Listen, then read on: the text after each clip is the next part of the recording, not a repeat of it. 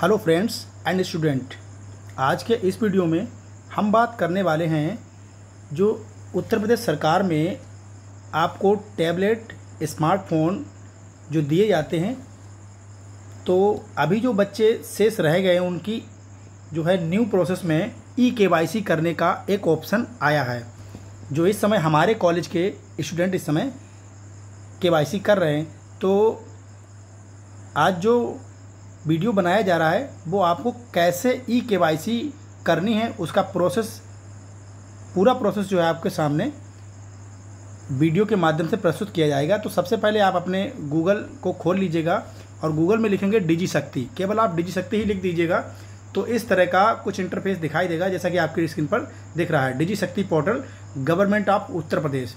इसी पोर्टल के माध्यम से आपको स्मार्टफोन और टैबलेट जो है वो रिसीव कराए जा रहे हैं। तो मैं इसी इंटरफेस को ओपन करूंगा और ओपन करते ही कुछ इस तरह से हमारे यशस्वी मुख्यमंत्री जी का फ़ोटो और कुछ बच्चों को वितरित करते हुए जो है टैबलेट स्मार्टफोन का स्क्रीन जो है आपको दिखाई देगा। आगे हम बात करेंगे, हमें करना है ई-KYC। तो ई-KYC के लिए हम लोग जाएंगे, यहाँ ऊपर साइड पर राइट हैंड पर देखेंगे 3 ऑप्शन जो है आपको दिखाई देंगे। तो सबसे पहला जो ऑप्शन दिखाई दे रहा है वो है आधार प्रमाणीकरण के लिए यूजर मैनुअल। तो यूजर मैनुअल क्या है वो आप यहाँ से पढ़ सकते हैं, या फिर आप मेरी वीडियो को देखकर इस वाले लिंक पर क्लिक करेंगे।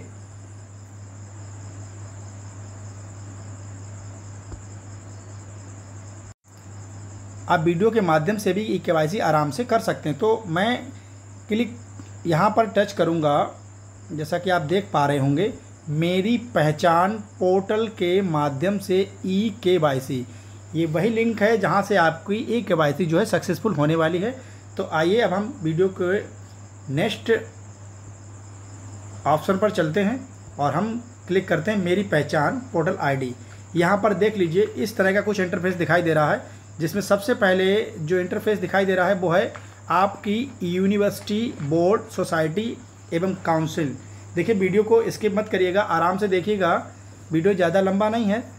तो मैं यहाँ पर बोर्ड, आप जिस यूनिवर्सिटी बोर्ड सोसाइटी या फिर काउंसिल में रजिस्टर्ड है, लाइक के BA BSc BCom MA MSc MCom B.Ed M.Ed, जिस किसी कोर्स में ITI GTI पॉलीटेक्निक जो भी आप कर रहे हैं उसका आप बोर्ड सोसाइटी काउंसिल या फिर आप यूनिवर्सिटी से अटैच हैं तो यूनिवर्सिटी में आप एडमिशन लिए हैं तो आप यूनिवर्सिटी को यहाँ पर सेलेक्ट कर सकते हैं। तो मैं सेलेक्ट कर रहा हूँ अपनी यूनिवर्सिटी महात्मा ज्योतिबा फूले रुहेलखंड यूनिवर्सिटी।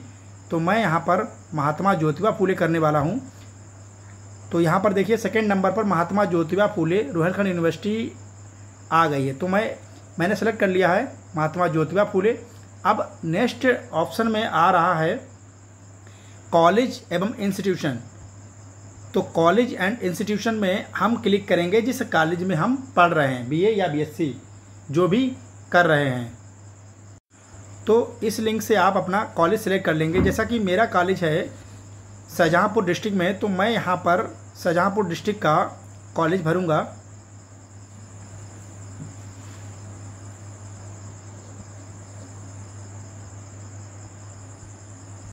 तो यहाँ पर मैं लिखूँगा 510, ये कॉलेज कोड होता है। आप अपना कॉलेज कोड जान लीजिएगा। तो ऐसा इस कोड से स्कूल को या कॉलेज को ढूंढने में या सर्च करने में बहुत ही आराम हो जाती है। तो मैंने सर्च कर लिया है अपना कॉलेज। आगे मैं यहाँ पर फिल करूँगा एनरोलमेंट नंबर, या फिर आप किसी और बोर्ड से होंगे तो उसे किसी और नाम से जाना जाता होगा। मैं यहाँ यूनिवर्सिटी का कर रहा हूँ तो यहाँ पर इसे एनरोलमेंट नंबर कहते हैं या हिंदी में नामांकन संख्या कहते हैं। तो अब यहाँ पर हम एनरोलमेंट नंबर डालने जा रहे हैं। तो इस तरह से आप जब नामांकन संख्या डाल लेंगे उसके बाद आपको ये कैप्चा फिल करना होगा। कैप्चा आपके लेफ्ट हैंड पर शो हो रहा है। यहाँ पर मैं कैप्चा डालूँगा जो भी आपकी स्क्रीन पर दिखाई दे उस तरह से। अब यहाँ पर हमने सर्च कर दिया तो सर्च में आपको कुछ इस तरह से दिखाई देगा डिस्प्ले पर। देखिए यहाँ पर आपका एनरोलमेंट नंबर होगा, जैसा कि आप देख पा रहे हैं, आप रोल नंबर या फिर और कोई क्रमांक जो है आपका हो सकता है। यहाँ पर स्टूडेंट का नाम दिखाई देगा, यहाँ पर उसके पिताजी का नाम, माताजी का नाम, और उसके बाद ईमेल आईडी ये सिक्योरिटी में रहती है, मोबाइल नंबर भी सिक्योरिटी में रहेगा, और ये आपकी डेट ऑफ बर्थ है।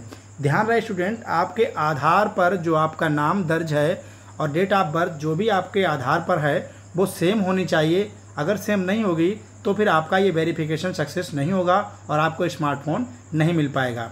तो आगे देखिएगा, दिख रहा है स्टेटस यहाँ पर जो आ रहा है, यहाँ पर जो स्टेटस दिखाई दे रहा है वो पेंडिंग दिखाई दे रहा है।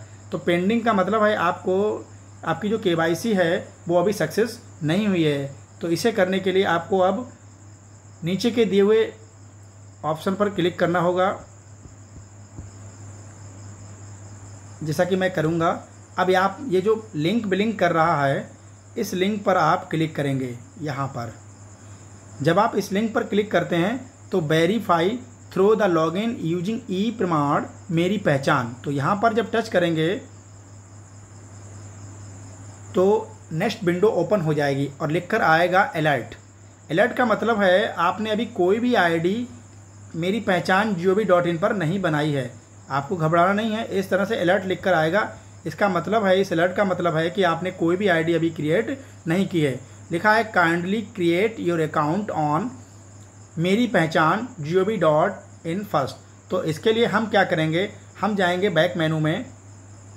बैक मेनू में जाकर हम न्यू विंडो ओपन करेंगे और यहाँ पर लिखेंगे मेरी पहचान आईडी क्रिएट, मेरी पहचान आईडी क्रिएट। ऐसा लिखने से एक विंडो खुल के आएगी मेरी पहचान .gov.in और लिख कर आएगा लॉगिन टू मेरी पहचान। मेरी पहचान लिंक पर आप क्लिक कर देंगे तो आप चाहें तो डायरेक्टली यहाँ से सीधे रजिस्टर कर सकते हैं। रजिस्टर करने पर कुछ जानकारी मांगेगा, या फिर आप लॉगिन विद ई प्रमाण पर आईडी आपने बना रखी तो इससे भी कर सकते हैं।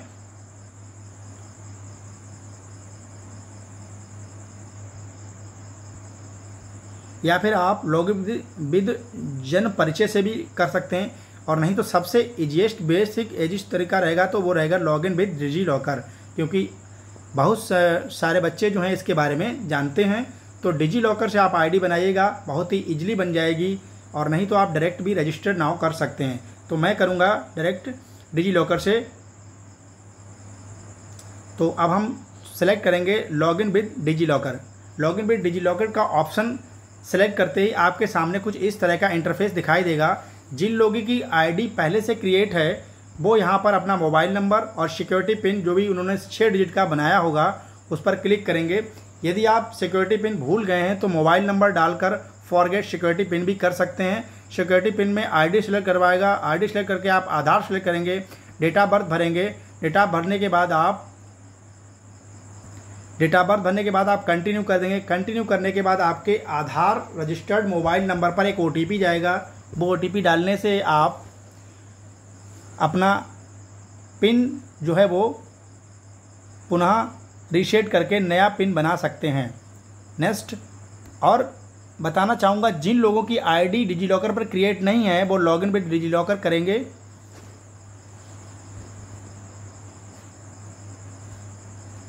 तो कुछ इस तरह का इंटरफेस दिखाई देगा। आप जाएंगे न्यू यूजर, क्योंकि अभी आपने आईडी क्रिएट नहीं की है। तो यहाँ पर भी आप देख रहे होंगे, आप साइन अप करेंगे, न्यू यूजर पर साइन अप करेंगे, या फिर आपकी इन साइट्स पर आईडी बनी हुई है ई प्रमाण या फिर जन परिचय पर, तो इनसे भी आप कंटिन्यू विद कर सकते हैं। या तो आप साइन अप करिए या फिर और लिखा हुआ है, इन 2 वेबसाइट से आप लॉगिन कर सकते हैं। तो मैं करूंगा यहाँ पर साइन अप, क्योंकि मेरी अभी डिजी लॉकर पर आईडी नहीं क्रिएट हुई थी। नेक्स्ट, मैं साइन अप कर रहा हूँ। साइन अप करते ही कुछ इस तरह का इंटरफेस आपके सामने आ जाएगा। आते ही आप या तो जो आपका आधार लिंक मोबाइल नंबर है उसको डालिएगा, या फिर किसी अन्य नंबर से भी आप अपना आईडी यहाँ पर बना सकते हैं। उसके लिए ज़रूरी नहीं कि जो नंबर आपके पास है वो आधार से लिंक होना चाहिए। तो जो भी नंबर आप यहाँ पर डालेंगे, नंबर डालने के बाद जैसे मैं यहाँ पर एक नंबर डाल रहा हूँ, इस तरह से जनरेट OTP कर देंगे। OTP आपके मोबाइल पर आ जाएगा। OTP डालने के बाद आप वेरीफाई OTP करेंगे। वेरीफाई OTP करने के बाद जब केवाईसी डन हो जाएगी तो इस तरह का इंटरफेस लिखकर आएगा सफलता, या इंग्लिश में लिखकर आएगा सक्सेस। आपका विवरण ई प्रमाण मेरी पहचान के साथ सत्यापित हो गया है, धन्यवाद। इस तरह का जब इंटरफेस आ जाए तो समझ लीजिए आपकी केवाईसी जो है वो पूर्ण हो गई है। आगे अगर आपको फिर भी अभी डाउट है तो आप क्या करेंगे, पुनः आप डिजिशक्ति पोर्टल के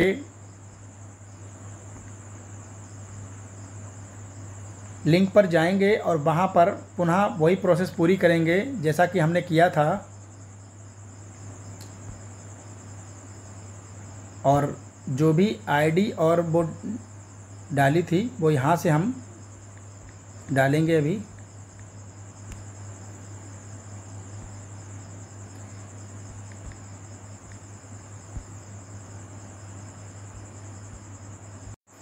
तो हम पुनः एनरोलमेंट नंबर डाल रहे हैं और कैप्चा डालेंगे। अगर हमारी आईडी ई केवाईसी जो है आधार से मैच हो गई होगी तो यहाँ पर इस तरह का मैसेज आपको दिखाई देगा। देखिए यहाँ पर लिखा हुआ है वेरीफाइड, और लास्ट अटैम्प्ट डेट जो भी आपने अटैम्प्ट किया होगा यहाँ पर देखिए, आप देख पा रहे होंगे लिखा हुआ है Aadhaar e KYC status verified, last attempt date आज की डेट दिखाएगा और समय दिखाएगा। तो आपका ई केवाईसी पूर्ण रूप से डन हो गया है। इसी के साथ आज की वीडियो यहीं समाप्त की जाती है।